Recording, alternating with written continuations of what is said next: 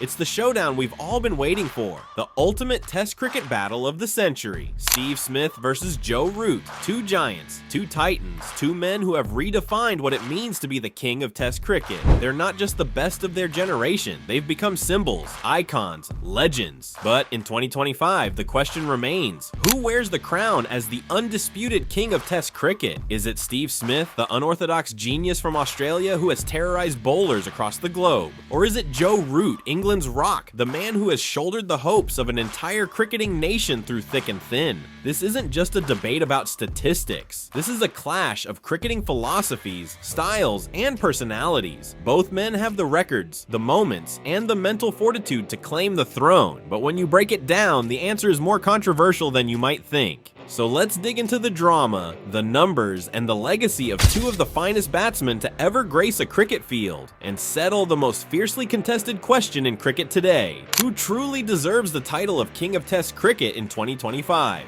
The Rise of the Two Princes, a tale of two paths. Before we get into the numbers, let's rewind to where it all began.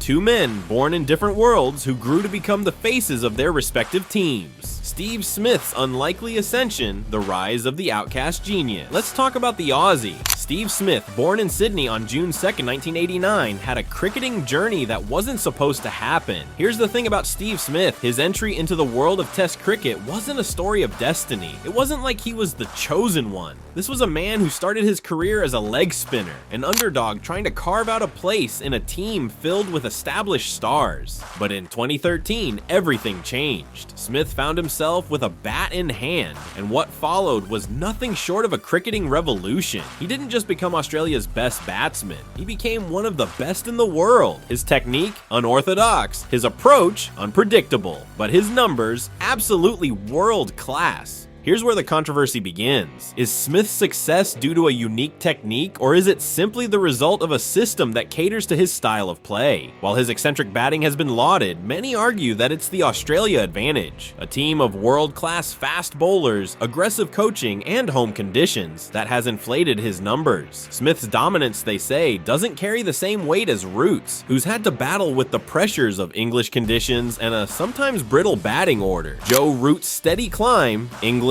reliable maestro. Now, we turn to the Englishman, Joe Root, born December 30th, 1990 in Yorkshire. Unlike Smith, Root's rise to the top was more predictable. From the moment he made his Test debut in 2012, it was clear that he was destined for greatness. His technique, classic, flawless, beautiful. His ability to adapt, exceptional. Root's record is built on consistency and mental toughness, a player who has battled on the most testing of surfaces, whether it's the seaming conditions of England or the dry spinning tracks of India. But here's where it gets intriguing. Root's numbers don't tell the full story. While Smith's numbers look spectacular in all formats, Root's run totals in Test cricket have been accumulated under constant scrutiny. He has often been the only man standing between England's hopes and complete despair. Was Root's success amplified by the lack of support around him? The answer isn't straightforward, but one thing's for certain, Root hasn't had the luxury of a rock-solid support system like Smith. He's carried England on his back for nearly a decade, through leadership challenges, batting collapses, and changing coaching philosophies.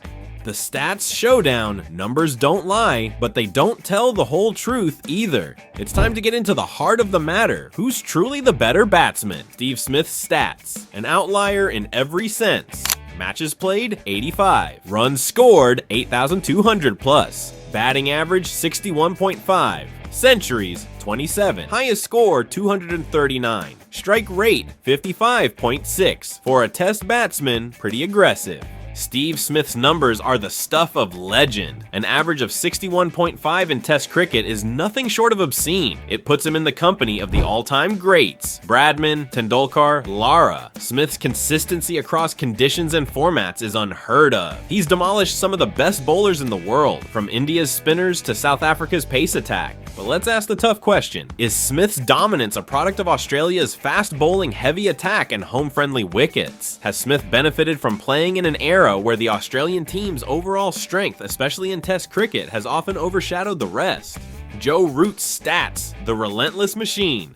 Matches played, 120. Runs scored 10,200 plus. Batting average 53.5. Centuries 28. Highest score 254. Strike rate 54.3. Root's stats are no less impressive. With 10,200 plus runs and an average of 53.5, Root has been England's top scorer for the better part of the last decade. He's got the runs, the centuries, and the adaptability, but what's even more significant is how he's accumulated those runs. In tougher conditions, under the harsh spotlight of English cricket, and in series where England's batsmen have crumbled like a house of cards. But again, let's get controversial here. Has Root's success been diminished by the lack of support around him? He's often been the lone warrior in an English lineup that's been prone to collapse, while Australia's top order has been far more stable. The mental game. Who's the bigger match winner?